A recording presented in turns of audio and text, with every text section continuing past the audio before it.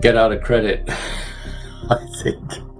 Get out of credit. Now, Alasdair Macleod isn't guessing. He's warning. Gold and silver are about to erupt, and the system, it's on the edge of collapse. Watch this before it's too late. So, let's start the video now. I just see so much risk in credit. And I don't know, Anthony, but I mean, you're based in London. I was up in London yesterday, and it's very easy to sort of just get the impression the whole world is falling apart. Everybody you talk to says, "Oh, this terrible."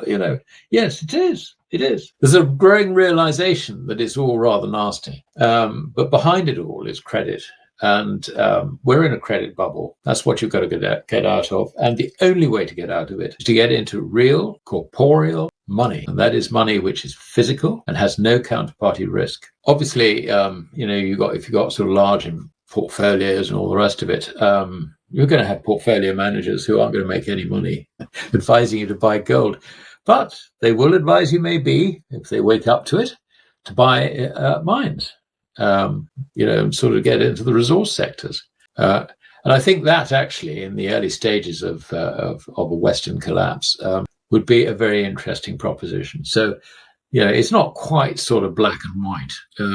But, people who think they can protect themselves from a collapse in currency by buying property would be far better advised if they want to go down the route of not getting out of credit to look at, sort of maybe some mines, actually producing, and maybe even some, some in the, in the exploration field.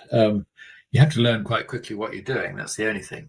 But that's a possibility. Kicking the can down the road yet again. It's always possible. They might give it a minor kick, but I think their toes are getting hurt rather hard from previous kicks. If I can sort of murder the metaphor. I really don't see that Western central banks actually have a solution to this. I really don't. Their terms of reference are completely wrong to deal with it for a start. The only thing that can happen, I think, is that if you get sort of systemic issues like suddenly risk in credit really escalating, when you get zombie companies beginning to fall over because they're loaded with unproductive debt, when perhaps banks are threatened by bad debts, then the Fed steps in, the Bank of England steps in, whatever. But what they do in stepping in is they have to do rescues. They have to try and get interest rates down. But can you really lower interest rates when inflation is rising? I mean, by inflation, I mean the purchasing power of the currency is falling. And I wrote an article, I think it was earlier this week. So I looked at the values of base metals, and they are cheaper than they have been since 1900, measured in gold. This is very, very important. They've got the potential to triple, even irrespective of what happens to the purchasing power of fiat currencies. And then when you've got the depreciation of fiat currencies on top of that, I mean, there's no knowing how high these base metal and also precious metal prices will go. As we speak, there's a sort of there seems to be a crisis developing in platinum group metals. I mean, just look at what's going up. Palladium, platinum, silver, copper, 50% this year roughly, and of course gold. I mean, this is telling us that we've got a real problem, and I really don't think that the G7 central banks actually can deal with this situation. And if you want evidence of that, I mean, just look at what the other central banks have been doing. They've been, dumping dollars, dumping euros in return for gold.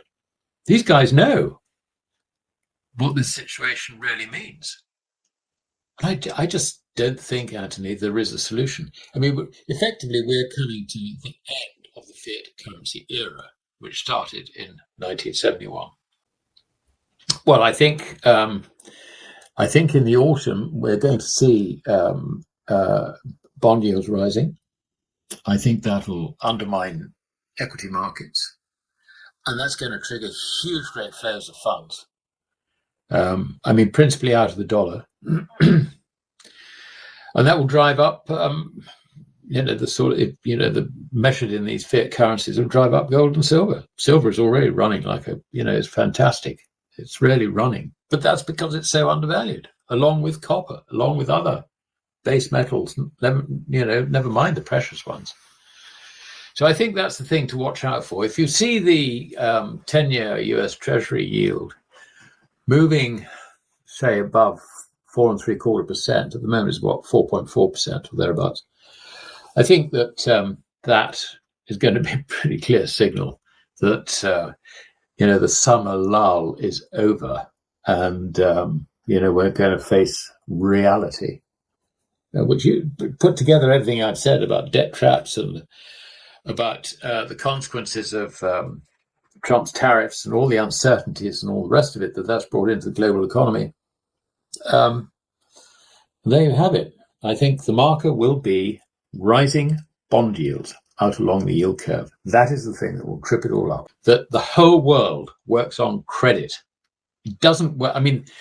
Real money is gold and silver, but it's never used in transactions. They are there to give credit a value, assuming it is exchangeable for credit. And at the moment, the exchangeable for credit is basically you get out of credit and you get into proper money. This affects absolutely everything. The idea that you can get into something like cryptos, for example, look, that's a speculation. You look at cryptos, particularly Bitcoin. Bitcoin behaves like a Mag 7 stock. Why? It's the same cohort that invests in that sort of techie stuff, if you like. They're basically long of Bitcoin. It's a ramp. It's full of very, very unsavory people. And there are a lot of people who've been sucked in on it. But as a sort of Mag 7 additional stock, it's, if you like, a business without any assets, without any trade, just a concept. And that's it. It is exactly like the tulipomania, but without an edible bulb underneath it. It is not money, and it's not a money substitute.